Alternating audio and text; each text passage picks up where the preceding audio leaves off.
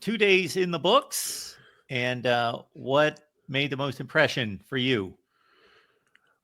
The most impression is that I think the quarterback battle is still, nobody has moved ahead of anybody. It's all still being wide open, and the reps are split, and the offenses are split. So, you've got one quarterback who is working with 3/5 of the starting offensive line and one starting receiver, and you've got the other quarterback working with 2/5 of the starting offensive line and 2/3 of the starting receivers. So they're seeing a lot of checkdowns and short passing so far in the first 2 days, which I think is also a credit to the defense, and the defense should be ahead of the offense at this point.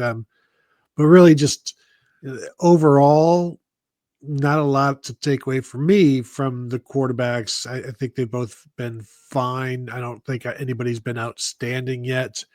But in terms of like anybody like standing out or like has caught my eye, I would say Turbo Rogers, the freshman running back, has been interesting.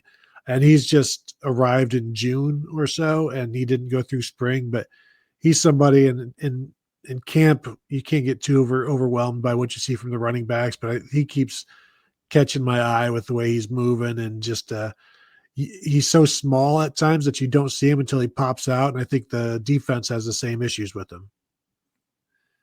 Tony, why in the Buckeye groups of fan bases that I see, collection of fans, I should say, under the Ohio State umbrella, has there been an assumption, and maybe I bought into it myself, for this entire offseason at a certain point, that we hit a point where Julian Sayin has been anointed the starting quarterback, and it didn't seem to be questioned by many people until Ryan Day made a comment at Big Ten Media Days.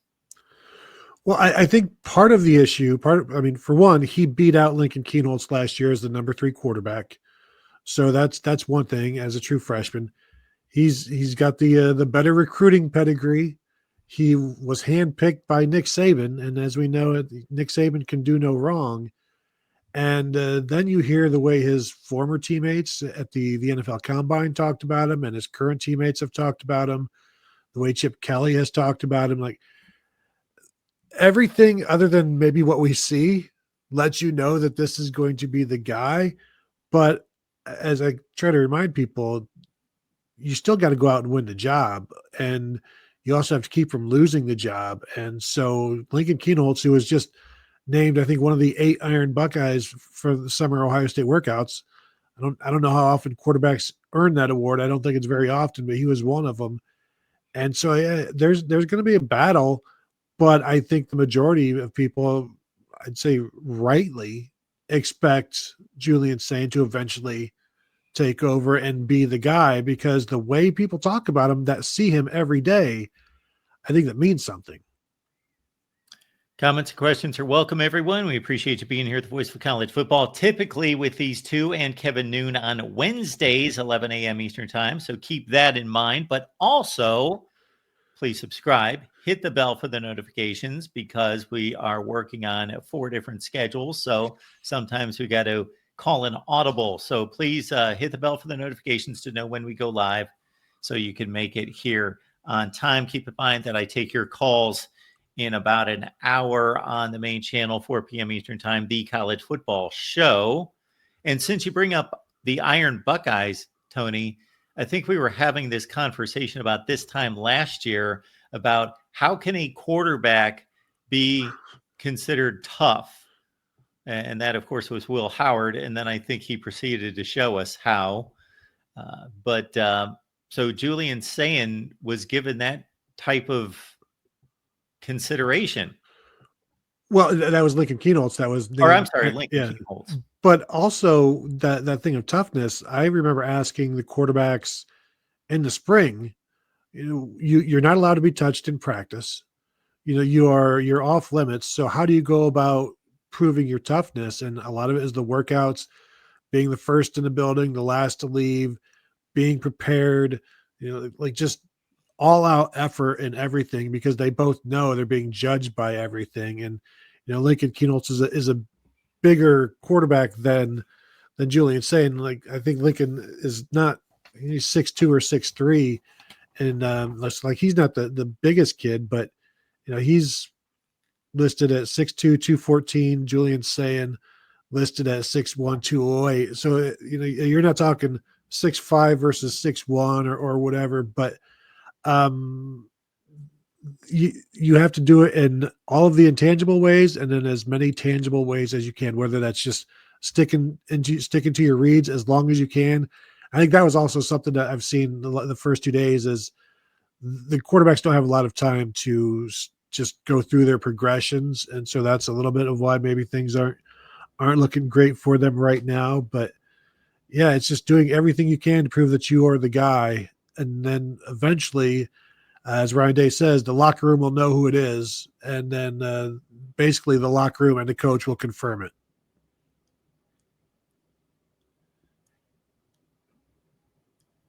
You ready to chime in on this one, Steve?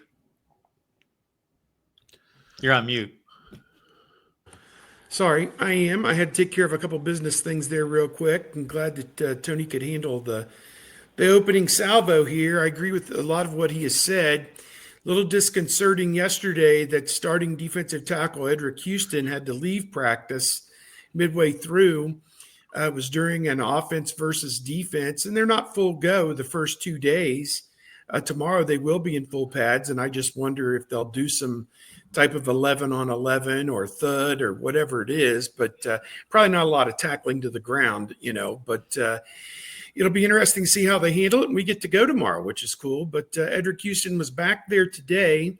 He went through the warm-ups, and then he walked off and headed presumably to go get treatment. He had a brace on his right knee, and could have had a sprain or a hyperextension perhaps of his right knee on Thursday. So I don't think that this is going to be anything too serious. For him to not be on crutches, I think that's a good thing by process of elimination. So I think that he was out there today and went through a little bit of movement and then presumably went in and got some treatment. So that was good. They got some other guys banged up, but nothing too severe, it doesn't feel yet. So through 2 days, knock on wood, that everything is good so far in that regard. One area that I've been very impressed is the running backs. I think James Peoples, C.J. Donaldson, and the freshman Bo Jackson have all stepped up and all looked really good. Explosive is the way I would term it. So when they get an opportunity with the ball in their hands, they're going to make it very difficult, I think, on opposing defenses. Are they going to be as good as the tandem of Travion Henderson and Quinshon Judkins were last year? There's no possible way. But I think that they're going to be just fine for what this offense is going to need. I think you're going to need a group. It's not going to be just one guy, like it was a couple of years ago, just Travion. I think you're going to have several guys sharing the load. And to me, I think that's a healthy way to handle it. So I think the running backs have been impressive. Just the size of these players is something to just – the recruiting has been real good, it seems to me. So if they're as good as they are big, they're going to be really good. I'll just say that. Yeah, I'm with you on the linebackers as a whole, or the running backs, because Bo Jackson is – we saw him in the spring, and he's always doing something. And I think maybe we don't talk about James Peoples enough, and he looked good again today. He's quick, east, west, north, south. And then C.J. Donaldson looks better than he ever has in terms of just the look, because he was 240 pounds last year. He's down to about 225 now. And he's a long strider, and he's a good pass catcher. And I think you're going to see these guys involved in a lot of ways this year, especially with so much attention being paid to the Ohio State wide receivers. I don't know that they'll ever go more than 2.5 deep. James Peoples was the number 3 running back last year and carried the ball 49 times, which is not a lot over 16 games. Three carries a game basically, and there were no carries for him towards in the big games. So I don't know. I think Bo Jackson plays more than James Peoples did last year. But I guess I'll see it. I'll believe it when I see it that they play as many guys as they could play, rather than they're very. We'll just stick with these guys while the game is still in doubt. They got a few mismatches on this schedule, particularly weeks 2 and 3. And if they get ahead of somebody by 21 points, you obviously would shelve Peoples.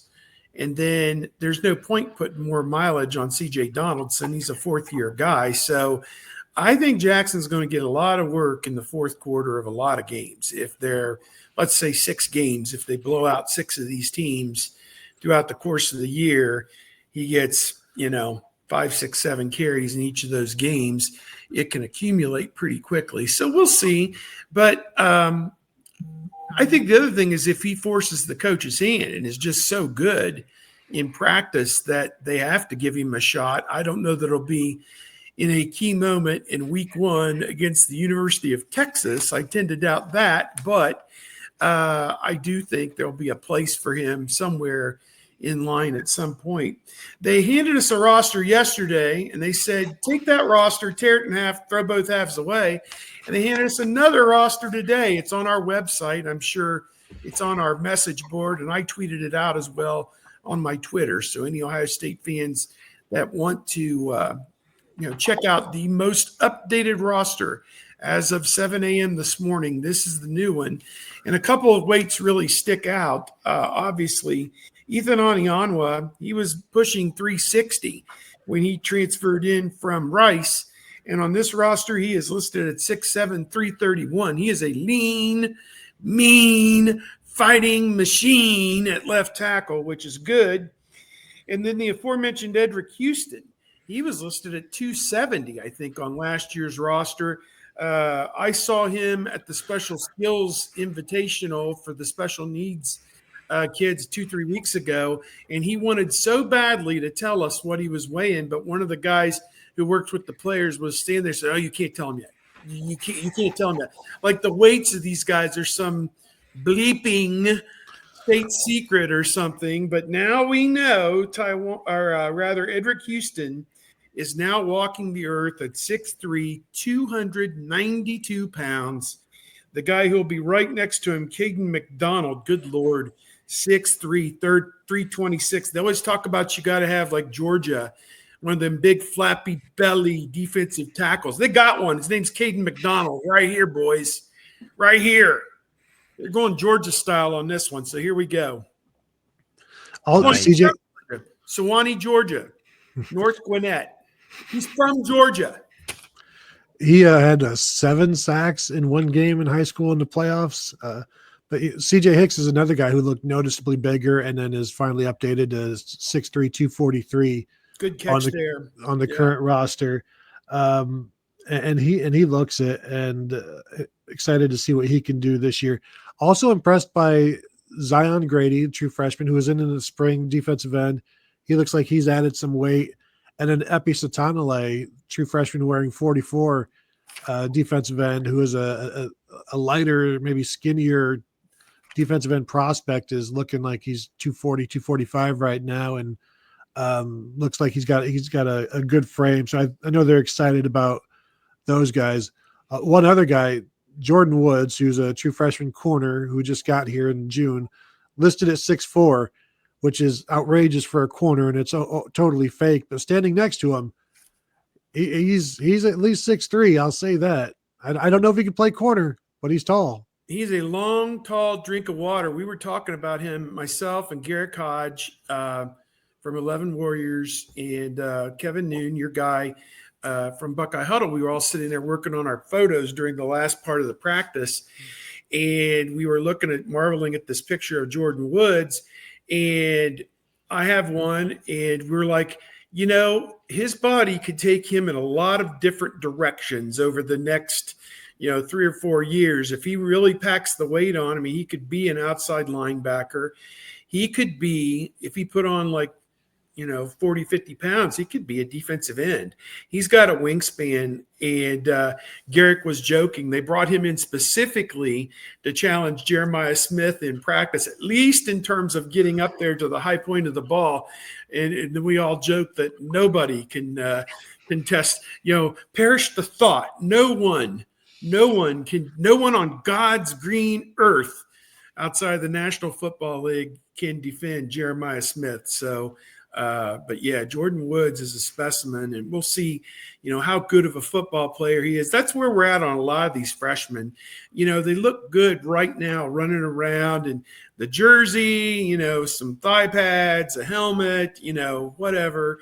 When they start running around and running into each other on purpose, that's when you find out who. That's when you separate the wheat from the chaff at that point, because the cream really does rise to the top in those moments. So we're going to find out, tomorrow. And what's great is we get to at least see one padded practice, even if it may not be all that telling. But we'll get to go out there tomorrow for that. But that was a lot of what I wanted to cover with the roster. I'm just perusing it one last time. And as I said, you can go to my Twitter, Steve Hellwagon, and check it. I put it on my Twitter feed, and it's also on our message board at bucknuts.com, updated roster August 1st. So feel free to go there. And I'm sure the Ohio State website will be updated sooner rather than later with all this information. But that was a lot of it right there.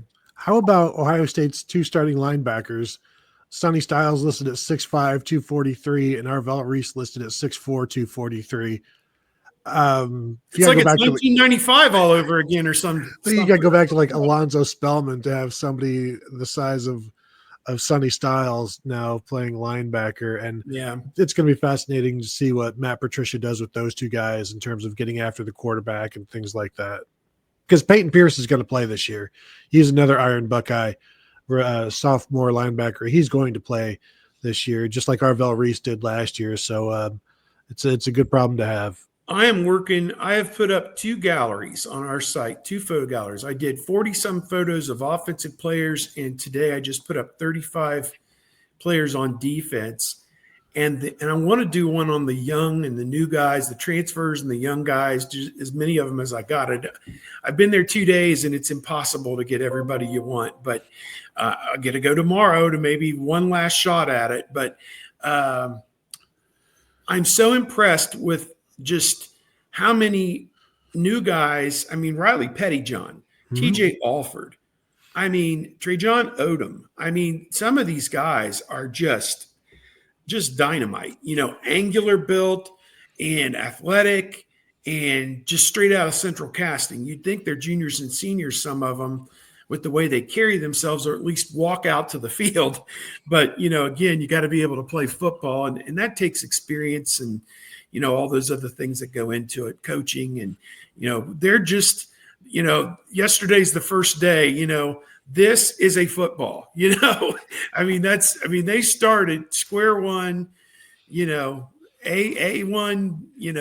and that's where they start, and they just build out from there. Ryan Dawes delivering like it's, I don't know, New Year's Day against Oregon. Appreciate that, Ryan. Thanks for all the hard work all year long. Do the defensive ends or defensive tackles have the better season, better up for interpretation? It's interesting the way everybody is talking about Kenyatta Jackson, and then talking with Matt Patricia about Kenyatta Jackson today. He's like, yeah, that everything that you're hearing about him is true in terms of leadership and just the way he's playing. And he wants to be out front of everything. He wants to do every drill first. He wants to show everybody how to do it. He wants to challenge everybody to do everything as hard as he's doing it. And he just wants to lead the room. And I think that's fantastic. And now maybe we'll finally get to see what that means in terms of production on the field, because as we know, he and Caden Curry and have been stuck behind Jack Sawyer and JT Tuimoloau for 3 years now. And this is their 4th year. Kenyatta's a redshirt junior and Caden Curry's a true senior. The way they're talking about Kenyatta Jackson, this is going to be the last year for both of those guys. We will see.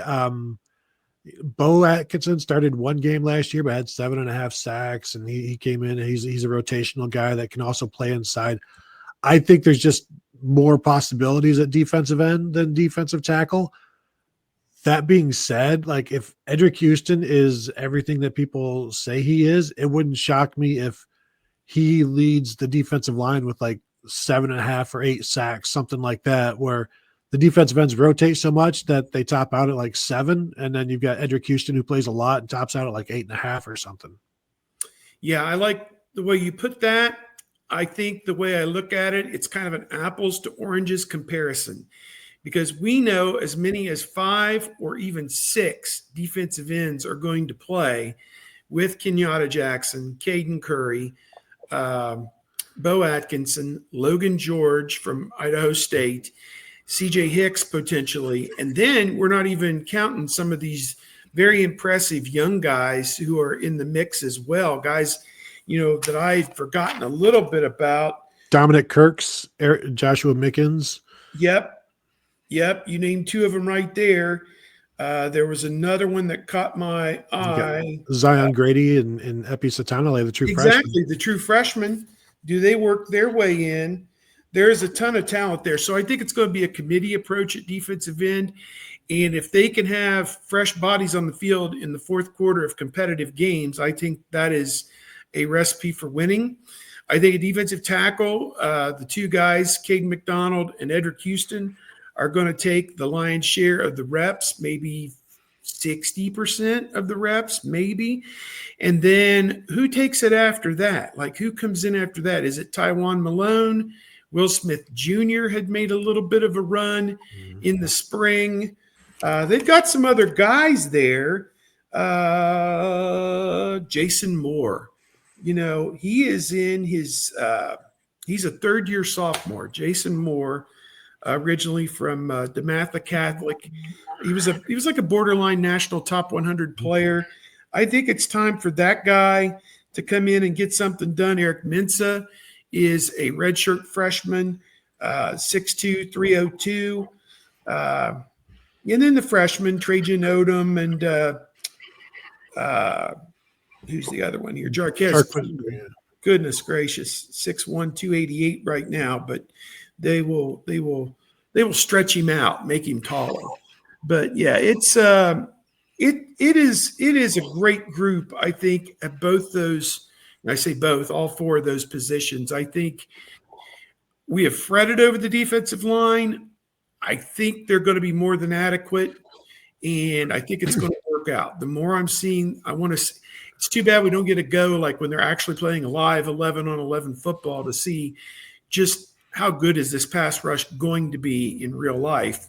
We saw a little bit in the spring game, but that's kind of wonky. So yeah, let's get into it, and hopefully they get after Arch Manning in the first game. We'll just put it that way. And the other thing with the defense, some of those defensive ends are going to be playing as defensive tackles and passing down. So they're going to take some of those defensive tackle snaps as well. And we may see some odd fronts where you've got 2 defensive ends, a defensive tackle, and then, oh, by the way, here's Sonny Styles lining up on the edge as well. No doubt. Steve, you displayed the revision of the roster. So people get caught up with these player numbers. Any players that switch numbers, or did anything that people are getting all uptight about? Yeah, Brandon Ennis was 11, and he is now taken number 1 on offense. Let's just see. Devin Sanchez, who's a freshman, is going to be number 4. He is the lowest number for a true freshman, which I take as they must have thought he was really good. Of course, he was the number 4 overall player in the country coming out of Houston, Texas. Let's see. Jermaine Matthews, I think, wore 24 last year, and now he's wearing number 7 on defense, which is a notable number. Arvell Reese had a higher number, and he's now number 8. So for me, I have a hard enough time remembering all this stuff anyway, and then they show up and they change numbers. It's hard for me to stay on top of that or with that. Quincy Porter, true freshman, he was in there in the spring. He's number 11, which is a pretty good number for a true freshman. So those are some of the low end numbers. I'm just going down through for any other changes that stick out. I don't know that there were a lot of other changes, but some interesting people on here. Jaston Gwynn, number 35, true freshman from Westerville Central. His dad, I think, was AJ Gwynn, I want to say. Anthony, right? Anthony Quinn, who played in the 90s. And of course, his uncle, Justin, I think, died Jason. in the car accident, correct? Does that sound right? In like 92 or 93. And the other one, Stanley Jackson Jr., who is the son of the Westerville North head coach and former Ohio State quarterback from the late 90s, Stanley Jackson. Stanley Jackson has gone in at Westerville North and done a bang-up job through a couple of years. And he also sent Jake Cook, the offensive lineman from Westerville North. He's a freshman on this team as well. So Stanley, you know, I don't know how much involved he had been in coaching. I don't know if he had done middle school or was on a high school staff or just done youth, but he's gone in as a varsity head coach and, you know, won some games there at North where it's been a bit of a struggle, I think, in recent years there. Yeah, also still have Ryan Rudzinski, another legacy Buckeye at safety. So yeah, there's always room for the Buckeye children. Basically. Mason Maggs, his dad was Bob Maggs, an offensive lineman. He's a walk-on quarterback. Does a lot of scout team stuff. Mason Maggs does. Maggs 71, Rudzinski 35, correct? The fathers. Yes. Okay. Yes. Rudd wore 35, was on the Rose Bowl team in the 98 as well. Will Smith Jr., obviously his father has passed away, died in a road rage incident in New Orleans and a few years ago. But it was neat to see that he came out of Dublin Kaufman. Yeah. So, we'll see. He's got a chance to be in that defensive tackle mix, no doubt. Doreen, thanks for being here. Doreen's going to be out at practice tomorrow. Can't wait. And you catch Doreen and Minnie Hunt on Sunday nights here at the Voice of College Football. They do a 9 p.m. Eastern time show.